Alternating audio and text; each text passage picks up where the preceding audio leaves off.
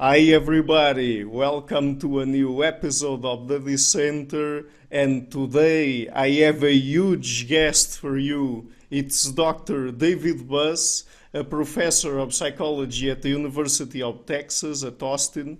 He's one of the founders of the field of evolutionary psychology. His primary research focus is on strategies of human mating, and is also the author of many books, including The Evolution of Desire and also the first textbook in evolutionary psychology, which is called Evolutionary Psychology: The New Science of the Mind. So, Dr. Buss, it's really a pleasure to have you on. I'm a big fan. Thank you a lot for accepting the invitation.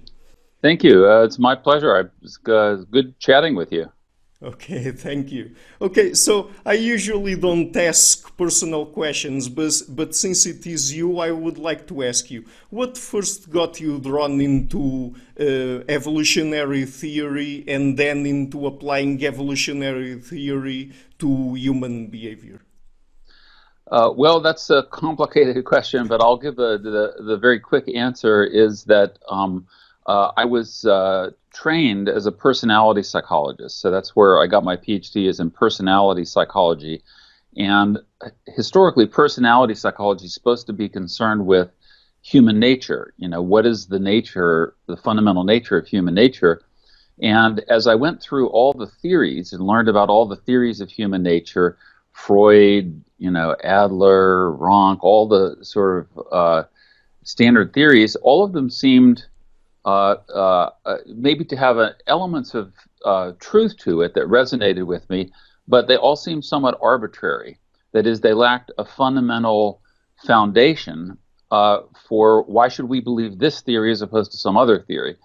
And so that search for a solid foundation, a solid scientific foundation on which to build a theory of human nature is what drew me to evolutionary theory to begin with, because evolutionary theory is a causal process that creates animal nature, and humans are animals, and it creates the organs in our bodies, and it creates our brains, and our psychology is housed largely in our brain.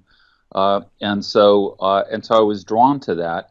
And then also I started reading. I mean, when I started doing this, there wasn't really much, if anything, in evolutionary psychology. There was no field called evolutionary psychology, but I read people like Robert Trivers and Richard Dawkins and other biologists, and thought that I could actually apply some of these principles to my own empirical research on people. And so I started dabbling in it. This is post PhD now. I was an assistant professor at Harvard at the time when I started doing this.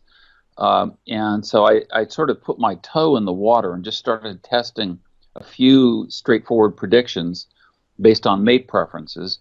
And when they were supported, I thought, wow, this is cool stuff. I had previously not, I mean, even though I'd published maybe 20 articles before, I'd never before found something that I felt, wow, this is really a theoretical framework that generates predictions. And so one thing led to another, and I realized I didn't know evolutionary theory. I'd never taken a course in it, so I had to really stop reading in psychology for a while and ensconce myself in depth in learning evolutionary theory, it's quite a complicated technical field. I mean, it's simple at some level, but it's also there are a lot of misunderstandings about it, and it's easy for people to get wrong. Anyway, so and then the mating work, really, mating has always fascinated me. And you walk down the street, and I listen on conversations as I stroll across my university, and everybody's talking about mating. What was their date? The last weekend, did you sleep with the guy? And so I noticed that everyone seemed to be obsessed with mating. And from an evolutionary perspective, once you learn the theory, everything, not everything, but so much boils down to mating. So, evolutionary theory is not really about survival, or it's about survival only in as much as it leads to reproduction. And so in sexually reproducing species, of which we're one, mating is really the bottleneck. Everything goes through mating. And so we should have a very rich psychology of mating.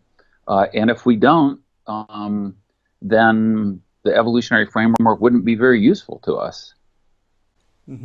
Yes, very interesting. And some months ago, I had Dr. Cosmides on the show, and I even released the video with the title "Everything You've Ever Wanted to Know About Evolutionary Psychology," because it was a 3-hour discussion, in fact. But after that, I suddenly realized, oh my God, I never asked her to define evolutionary psychology. So could you please do that for us? Sure. Evolutionary psychology is simply psychology through the lens of evolutionary theory. So it's a merger of evolutionary theory and modern principles of psychology, many of which are information processing. And so, and this was Lita Cosmides and John Tooby's brilliant integration, is that they were able to theoretically merge, computational logic or information processing with evolutionary theory to produce this cool merger, and realize, I mean, that's what adaptations are, is they're information processors, and so that's sort of a rough sketch of what evolutionary psychology is. And then in my work, so while Lita Cosmides, who, by the way, I met her when I was an assistant professor at Harvard. I was just a brand new professor, and she was a graduate student. And she heard that I was teaching a course in human motivation using an evolutionary perspective. And so she thought, I mean, there was almost nobody else doing that. So she came and knocked on my door.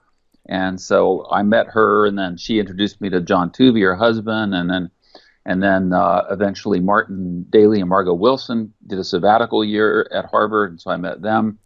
But yeah, I knew Lita and John Tooby before they'd really published anything on evolutionary psychology, but we had discussions about it at that time, and so it was a happy coincidence, if you will. And so we became good friends, and later, joined together at the Center for Advanced Studies and all that. Originally, you were very kind to mention my textbook, which was the first textbook in the field. And originally, we were gonna, me and Lita Cosmides and John Tooby, Martin Daly, and Margot Wilson, the 5 of us were originally going to write a text on evolutionary psychology. And so we were all together at the Center for Advanced Studies at Stanford, and one thing led to another, and it just never came to fruition. Everyone, was off doing their own thing, and so I ended up doing it alone. So, but informed by discussions and papers by Lita and John and Martin and Margot, and also Don Simons was another key player. Yes, those are very interesting stories. But to get now into more specific stuff, and because you study human mating, in this case, it is the main focus of your work, I think.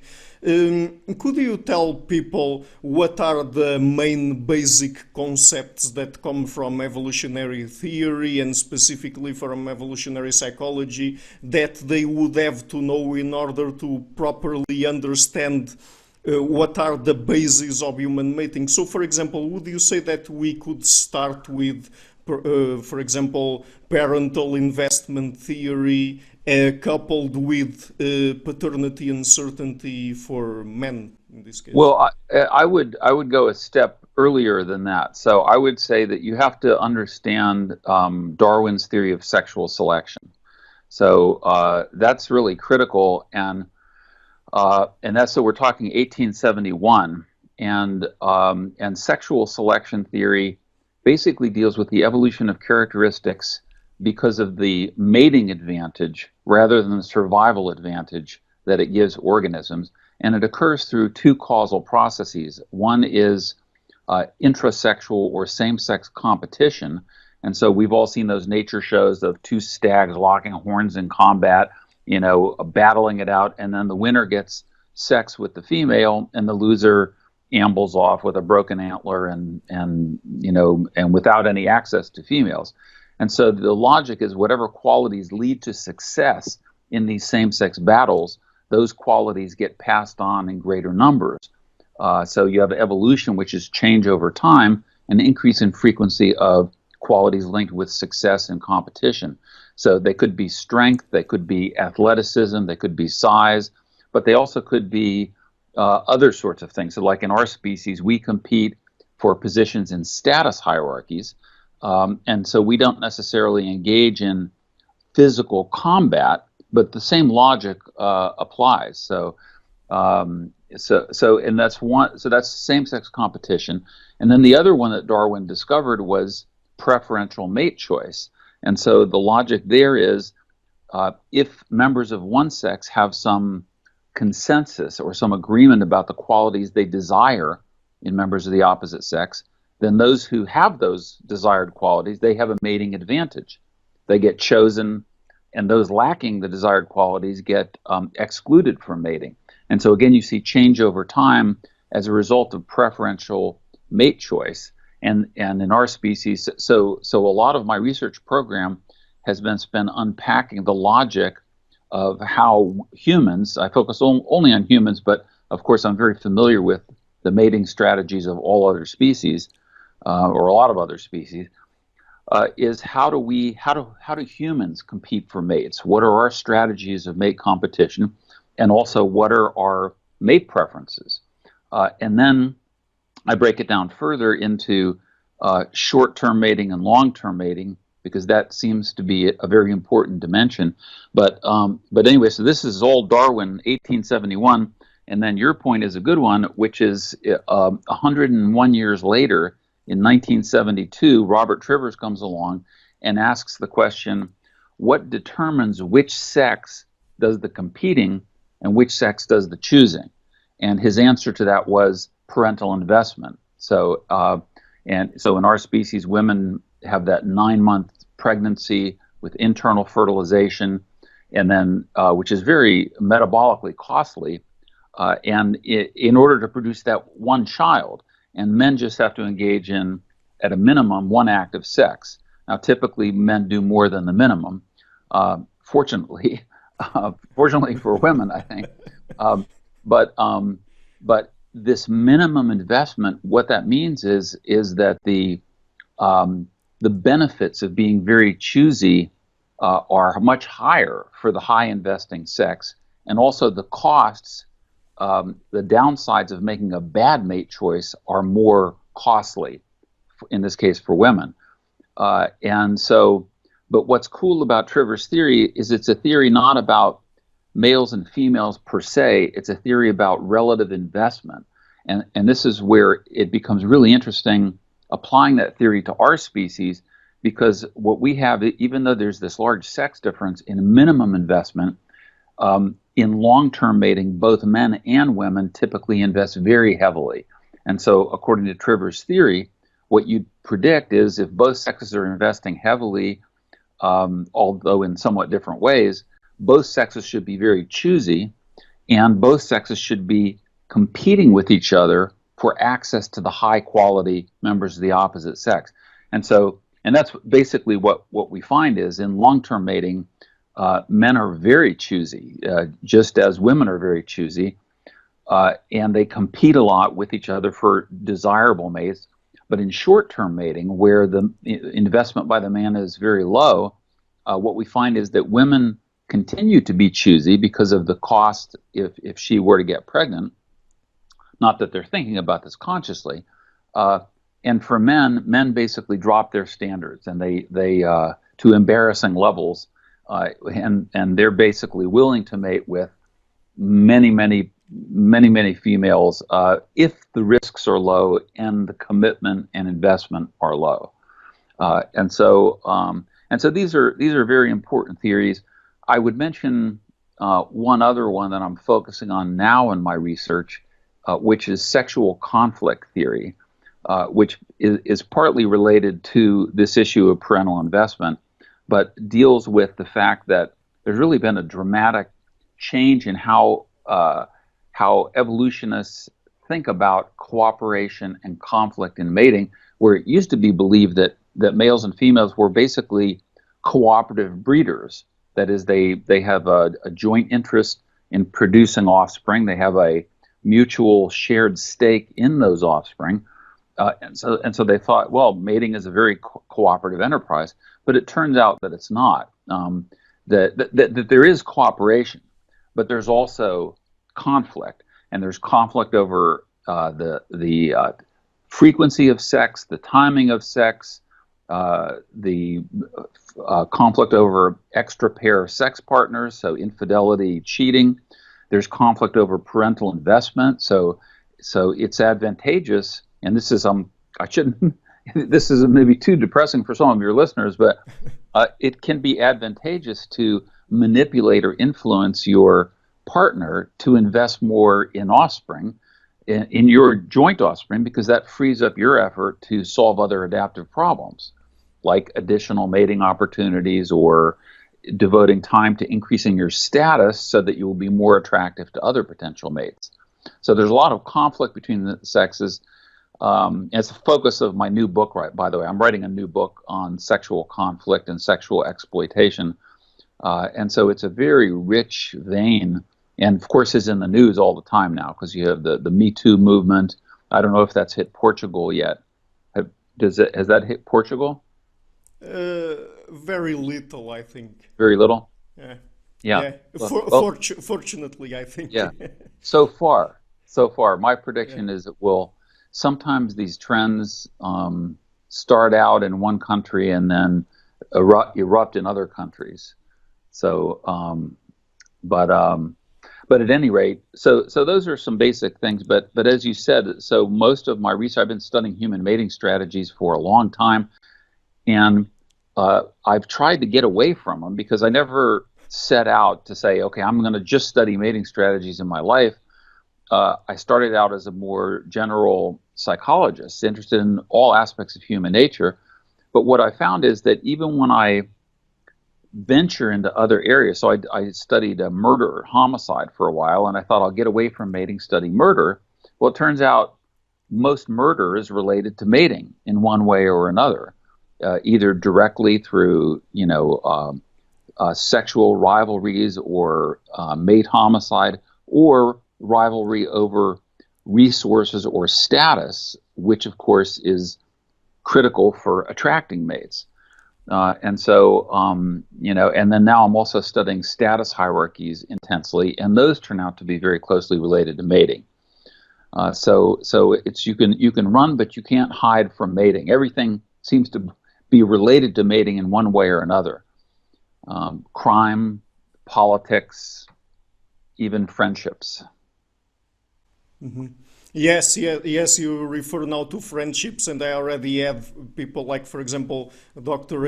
April BLANCHETTE on the show, and we talked precisely about that. And by the way, at a certain point there you referred to the fact that you were a bit worried that my audience might get a bit depressed with some of the stuff that you talk about, but you don't have to worry about that because they are already used to it. I've even released an interview with Dr. Randy Thornhill on rape, so it can't get worse than that. Okay, all right. Okay, so let's now talk a little bit about the main findings in terms of mate preferences for men and women. So the sex differences in terms of mate preferences, because you did this very interesting study that you published in the 90s where you got data from across 37 different cultures, right? And so these things occur cross-culturally, and that means that they have a very deep biological basis, correct? Yes. Well, they don't necessarily have to have a biological basis if they're cross-cultural, but it certainly tends to point that way. So, I mean, you could have things spread culturally. So, for example, the invention of fire, it could be invented in one place and then it spreads because other people find it useful. And as far as I know, we may have adaptations for fire, but as far as I know, we don't, or at least there's no strong evidence that we do. I mean, if you were to take any one of us and plunk us out in the middle of a forest with no tools and no lighters or matches, we would have a hard time lighting a fire. But at any rate, yeah. So that was actually the first large-scale study that I did, and in that study we focused on long-term mate preferences, and that's a critical distinction because mate preferences shift as a function of whether you're going for short-term or long-term. But in long-term, what we found is 2 clusters of sex differences, and then also 1 cluster of similarities, similar preference. So starting with the similar, both sexes, men and women, wanted mates who were kind, understanding, intelligent, healthy, dependable, and emotionally stable. Although there were some cultures that showed sex differences in some of those. So, for example, in intelligence, where there was a sex difference, women tended to place slightly higher priority on an intelligent mate. But by and large, there weren't many sex differences there. Where we did find sex differences were in 2 clusters, and these were precisely the clusters that were predicted in advance by our evolutionary hypotheses. One was what women preferred, namely resources and financial resources, as well as the qualities that tend to lead to resources over time. So, is the guy ambitious? Is he industrious? Is he a hard worker? These are things that lead to resources over time and are good. Often when people mate, they're not necessarily at the final point in their resource acquisition. And so, for example, in college undergraduates, I mean, I've spent my whole life in academic settings, so I'm very familiar with the undergraduates. They don't have a lot of money, but they are attracted to people who are on good resource trajectories in the future. So, is the guy a pre-med? Is he pre-law? Does he have plans to start his own business? Is he an entrepreneur? So that's what women preferred more than men, and those were largely universal across. So you go to Zimbabwe or Brazil, or I don't think we had Portugal in the sample in that 37 culture sample. I tried to get Portugal, but I don't think that I was successful in that. It was one of the few cultures that I didn't have. I think Portugal and Switzerland were 2 cultures that for some reason I was unable to get. And now it would be very easy to get. See, this was all pre-internet days. Now I'd be able to just contact people at Portuguese universities and just say, hey, let's collaborate. And I think there have been subsequent studies in Portugal that have verified these sex differences. So the other cluster, though, what did men value more than women universally? Well, physical attractiveness, good looks, and importantly, relative youth.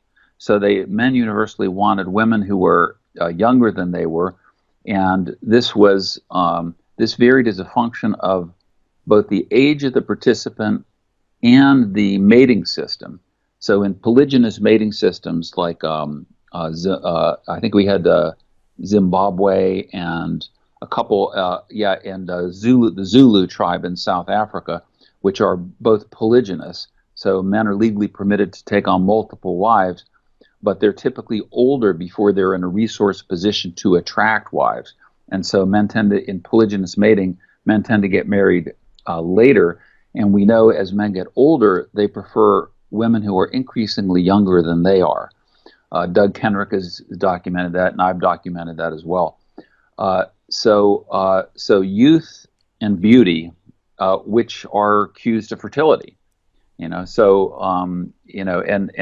sort of along these lines. So anyway, so those are the key mate preferences that we found in that original 37 culture study, and they've now been subsequently replicated in dozens and dozens of cultures, including traditional hunter-gatherer cultures and so forth.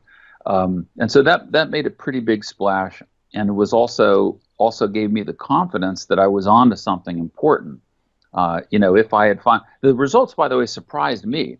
I didn't expect them to be as universal as they were, and they also see. Before I did the 37 culture study, I asked my colleagues to make predictions about what I would find. And every one of them, with one exception, predicted that these sex differences would not be universal, because they thought, well, so I talked to sociologists, I talked to anthropologists, etc., and they said, oh no, these are products of capitalism, they're products of Western culture, and unfortunately, I made a mistake of not getting them to write down their prediction and sign their name to it, because after I published the study, everyone said, oh, I could have told you that, but they didn't beforehand. They couldn't predict it beforehand and hadn't been discovered beforehand. And so that was the start of it. And then that led to the next step, which was, well, what about short-term mating? Because we don't just do long-term mating. We also have short-term mating. We have infidelity. And so we looked at mate preferences in that. And so I did this with my then student, who's now become very well known himself, David Schmidt. April Blesky, by the way, she was my student as well. I don't know if she mentioned that. Yes. But although the opposite sex friendship, she deserves total credit for that. She came up with those original ideas. But with David Schmidt, we did, well, what do people want in short-term mating? What are their mate preferences there, and how do they differ for men and women, and how do they differ from long-term mate preferences? And what we find is that women increase the importance they attach to physical appearance in short-term mating, increase the importance they attach to masculine qualities, and also increase the importance they attach to desirability to other women. So kind of like, is this guy, do other women view this guy as hot? And then for men also, and then for both sexes in short-term mating, things like commitment and willingness to invest in children and so forth are not terribly important. It's not surprising. But what we find is that men elevate the importance they attach to physical attractiveness in short-term mating. So it's more important. Attractiveness is important in long-term, but it's even more important in short-term. But they're willing to relax their standards across a variety of aspects. So for a long-term mate, men want an intelligent partner. So women have to be, at least in our samples, in the 70th percentile in intelligence for a long-term partner. But and for women, that's true as well, 70%. And then women drop slightly in short-term. So they drop to about the 60th percentile. Man has to be at least 65th percentile in intelligence. But for men, in short term, they drop to about the 40th percentile. Intelligence doesn't matter at all to them. I mean, is the woman attractive? Is she available? Can I have sex with her with very little effort and without risking my life with a jealous husband or an angry father? Mm-hmm. Yes, very interesting. And I guess that human mating is not just about us looking for new mates, it's also about retaining the mates that we already have with us. So could you please tell us about some of the mate retention tactics that men and women use, and perhaps connect that with the emotion of jealousy? Sure. Okay, so I've written a lot about that, and my first foray into that actually has kind of an interesting history. You mentioned Randy Thornhill. When I was, okay, this is early on in my career, I read a book by Randy Thornhill and John Alcock called The Evolution of Insect Mating Systems. And they didn't deal with humans at all. But they had this section on what was called mate guarding. in insects. And what they found is that male insects do all these things to guard the female. So they grab the female and then take her away from the other males, or they will emit chemical scents that mask the sexual attractant signals of the female, or they'll physically guard her. So they do all these things, and they'll conceal her from other males. And so as I'm reading this about insects, I connected to humans, and I thought, I know humans do a lot of those same things.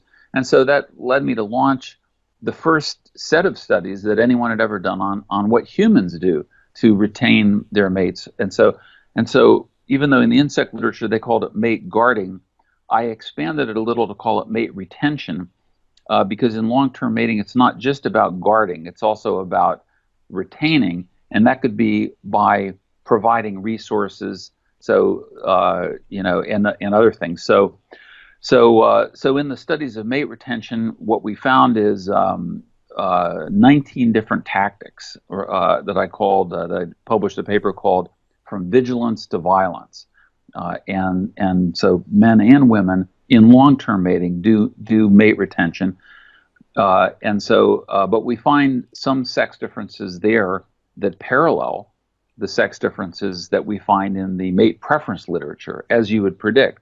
So in other words, one way that men retain their mates is by providing them with resources.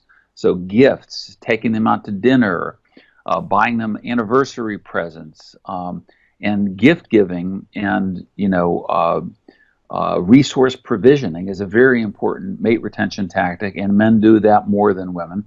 Women, in contrast, do more appearance enhancement. So they devote a lot of effort to maintaining or increasing their physical attractiveness as a mate retention tactic. And then we also found some interesting predictors of the intensity of mate retention. So one way to think about this is we have finite, limited time budgets, finite, limited resource budgets. So at every moment we're making decisions about what adaptive problems do we need to devote effort to solving.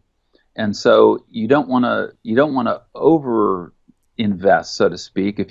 If let's say you're in a hunter-gatherer and you kill a large game animal, well, you don't want to spend the rest of the week going out and killing 5 more, because without refrigeration it's going to rot anyway. So once you solve the problem, you move on to other problems. And so what we were interested in is, well, what influences how much effort people will allocate to retaining their mate? And what we found is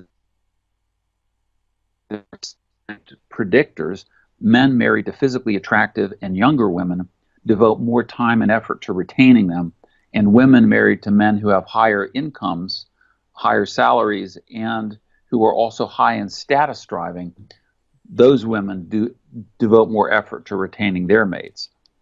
So those were some of the cool findings, and now other people, we and other people have explored other aspects of mate retention, such as intimate partner violence. What are the predictors of intimate partner violence? And what Daly and Wilson had predicted, and it's partially borne out, is that men who lack the resources to benefit the woman or retain her through benefit sometimes will inflict costs on her as a strategy of mate retention. So they will threaten her, if you ever leave me, I will hunt you down. Some threaten murder. And so that's one finding. It's not always true. So there are some men who have resources that also engage in violence toward their partners, but men lacking resources don't have that other strategy of providing benefits to keep them. So the mate retention work has kind of led into also some things like stalking and intimate partner violence, which we've explored as well. Now, jealousy, you mentioned jealousy. I wrote a whole book on jealousy and have done some studies. The book is called The Dangerous Passion, if anyone's interested. And it was translated into Portuguese. So I don't know if you were aware of that. I think it was originally um, published in Portuguese in Brazil. And so I don't know. Well, I read everything in English, so Oh, I okay. don't even know. Okay. So that's okay. So translation might be irrelevant. And what about your listeners? Do they read books in English as well, or some in I Portuguese? think Some. I think that most of them do. Yeah. Okay. Okay. Well, Yeah, that's because I think that they don't want to be waiting for the Portuguese version of the books. Yeah. oh, okay. So. Okay. Well, that's fantastic. So jealousy. There's a lot to say about jealousy, and so maybe I'll just say a few things, and then you can ask me questions about if you would like me to elaborate on anything. So what we had hypothesized, and this actually goes back to Don Simons in his book, The Evolution of Human Sexuality, who was a key figure, by the way. That book was very influential in my research on human mating strategies. I think Don Simons, it's 1979, but that book is just an absolute classic, and some people regard that as the first major treatise on evolutionary psychology, and certainly the first major treatise applying evolutionary thinking to human mating strategies. But at any rate, Don Simons talked about jealousy as an adaptation, mostly in males. He talked about it as even an obligate adaptation. But the way I think about it is this: is you have this very powerful emotion and called jealousy. And most people, when they think about it, and most of the non-evolutionary writing about it, basically has viewed jealousy as a insecurity, a neurosis, a pathology, some character defect with the person, and viewed as an immature emotion. But what Don and then subsequently Martin Daly, Margot Wilson, and then me hypothesized was that jealousy is an adaptation that comes online when you're facing an adaptive problem of either infidelity on the part of the partner or defection. That is, your partner leaving the relationship, perhaps for someone else. And so this emotion comes online very predictably. There are sex differences in the triggers of the emotion. So men, in general, tend to focus more intensely on the sexual aspects of infidelity, of a partner's infidelity, because if a partner has sex with someone else, that is the act that jeopardizes his paternity certainty. You mentioned paternity uncertainty at the very beginning, and that's really critical because in human reproductive biology, fertilization occurs internally within the woman, and so women are always 100% certain in their maternity. As far as I know, no woman has ever given birth and wondered as the child is coming out of her body, gee, is this kid my own? They know it's their own. Men can never be sure. So some cultures use the phrase mama's baby, papa's maybe to kind of capture this asymmetry between the sexes. And so that's the hypothesis about why men focus so much on the sexual aspects of the infidelity, whereas women tend to focus more on the emotional aspects. So, one of the first questions women ask when they discover their partner has an affair is do you love her? How attached are you to her? And because it's his emotional involvement that signals the long-term diversion of his resources to another woman and her children. Whereas if he says, I went to a party, it was just I had a little too much to drink and I just fell in bed. It was a one-night stand. I don't really care about this woman. She doesn't mean anything to me. I'm in love with you.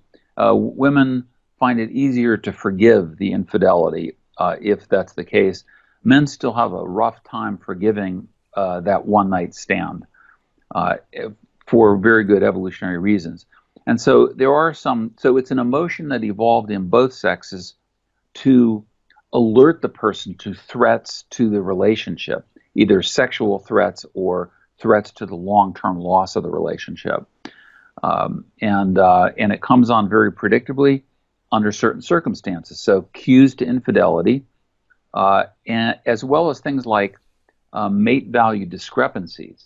So as a general rule, people tend to mate with people who are similar to themselves in mate value. So the 8s mate with the 8s, the 6s with the 6s in general, and the 4s with the 4s.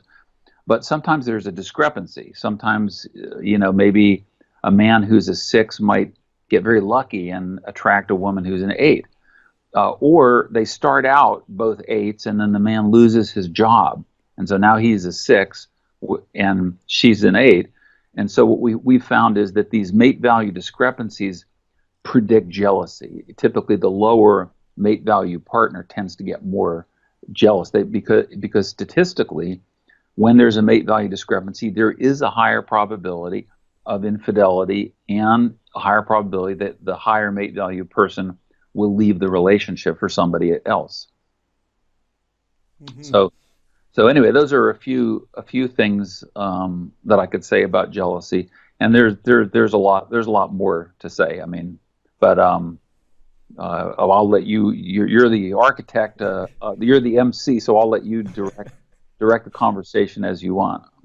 Yeah, sure. And because unfortunately we have limited time today, I would like now to talk about an hypothesis about how people in the modern world behave sexually and in terms of mating strategies, and I would like you to comment on that. That is, so as far as I understand it, the sort of mating strategy that people develop, or the one that they have in their minds most active, depends on the environmental circumstances they're in, and also on the behavior, on the sexual behavior of the people around them, correct? So would you say that, for example, things that are exclusively modern, like we have nowadays, for example, social media and online pornography, that those sorts of things, and in this case they affect mostly male brains, correct?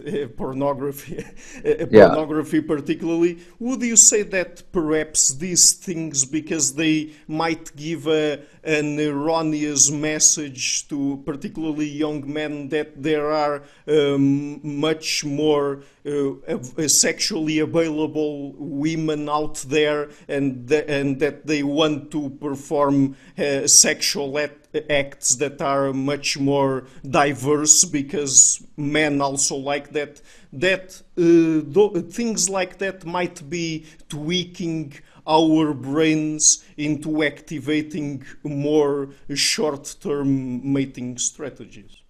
Yeah, I think that's correct. We do have. Well, I should start out by saying that we don't really know, because these things are relatively recent. That is, internet dating sites where historically humans would have only been encountered maybe a few dozen potential mates in their lifetime. Now with internet dating, you have access to thousands or millions of potential dates. And then, as you say, internet pornography is another very big thing, where there seem to be, thousands of sexually available women, and as you say, who are willing to do all kinds of things and get aroused immediately, with no foreplay or whatever. And so it does, I think, create a somewhat distorted impression, but also leads to pressure on women to perform sexually in ways that men come to expect because they see it in pornography. My prediction is that it leads to lower levels of commitment, and might activate a short-term mating strategy, because you can imagine ancestrally, if all of a sudden there were dozens of attractive sexually available women, it wouldn't make sense to commit to one woman for life.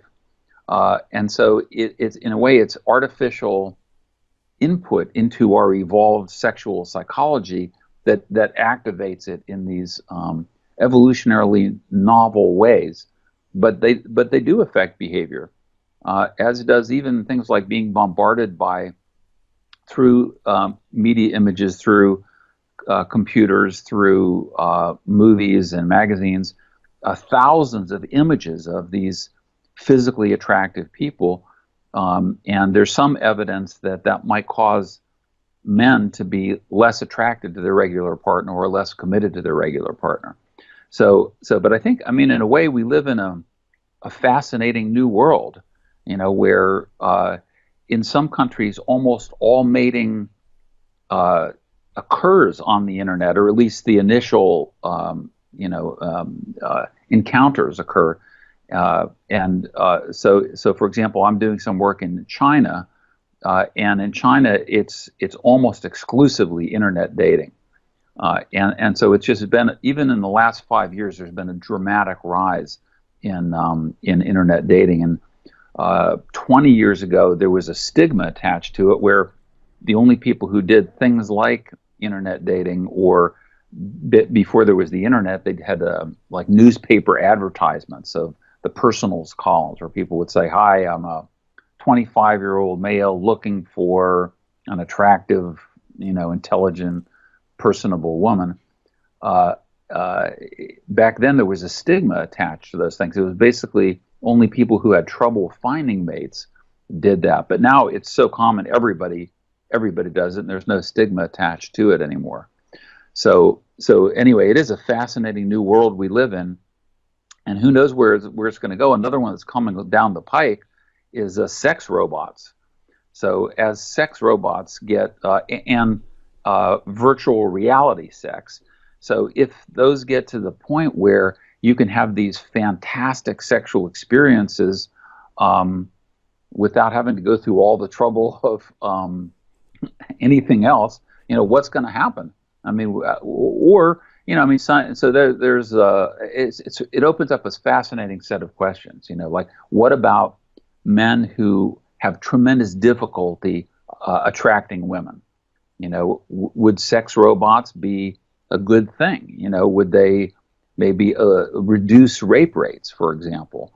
Unknown. These are unknown things, but the technology is being developed, and being developed relatively rapidly, as is the virtual reality sex. So we have a new set of technologies coming down the pike that's going to influence or interact with our evolved mating psychology. Mm-hmm. Yes, and look, you've also been interested in studying sexual morality. So what is it really about? Is it about, for example, going and looking into, for example, religious sources and legal sources, and see if things that got crystallized in our moral systems derived from these biological bases of what we understand to be, for example, optimized mating and sexual strategies? Is it something like that? Yeah, it is something like that. So I'm working on this with a former graduate student of mine, Kelly Asau is her name. She's now at the Institute for Social Neuroscience in Melbourne, Australia. And we haven't really published on it yet, and so I don't want to talk about it too much, but just to say that that many people think that our morality is something we acquire from religion, or something we acquire from parents, or acquire from the culture. And what we are finding, and we've now done cross-cultural studies, is that we have evolved moral systems that are not just simply acquired from these external sources during our lifetimes, and that sexual morality in particular is a lot more complicated than most people had realized. It's not one thing. People have morality. One obvious one that has been studied by Deb Lieberman in particular is incest. So we have an abhorrence of incest, and it's an interesting thing. Well, why should you or I care if someone else in our neighborhood is having sex with his sister? Why should we view that as immoral? But people do. So there's incest. There's also sexual morality around rape or sexual assault. There's sexual morality around sexual orientation. Large individual differences there, where some view non-heterosexual sexual orientation as immoral, and some view it as just fine. It's not neither moral nor immoral. It's just people's preference. And then also there's atypical sexuality, and what else? I'm blocking on. Sexual infidelity, and then also short-term mating. So some people view short-term mating, casual sex, as immoral, and other people are just fine with that. So what we're finding is we've identified what we call 7 pillars of sexual morality, and indeed, as you implied, we are finding they are related to sexual strategies, and they're even related to people's political orientations, where, for example, people who are on the conservative end of the political spectrum tend to find casual sex more immoral than people on the liberal end of the political spectrum, although there's evidence that people on all sides of the political spectrum engage in short-term mating and also engage in infidelity. So nobody has a monopoly on infidelity. Mm-hmm. Yeah, I'm really excited about that work, and I hope it will be out sooner rather than later, because I really want to read it. Okay, Yeah. So perhaps just one last question, because we really have to go here. So we've been talking a lot about how people search for mates, men and women, and the sex differences, and how people retain mates, and the moralistic side of things as well. So do you think that people could apply this knowledge into improving their own intimate relationships? Yes, I do. Now, I mean, there are probably limits to how much you can do, but people, there's some things that you can't change, like how tall you are. Although some people try, they wear, platform shoes and so forth. But people can improve on things like their health, their physical fitness, which is also highly valued. And so it's interesting, and people do. It's not that people are oblivious to this. So men tend to, when they exercise, they tend to work on their upper body muscles and develop broader shoulders, which you can do with certain exercises. And women value that broader shoulders relative to hips, that V-shaped torso. Cleanliness and good hygiene are things that are valued by both sexes, and especially by women, though. And so, you can increase your personal hygiene, your grooming, etc. Personality variables can be improved, so people value,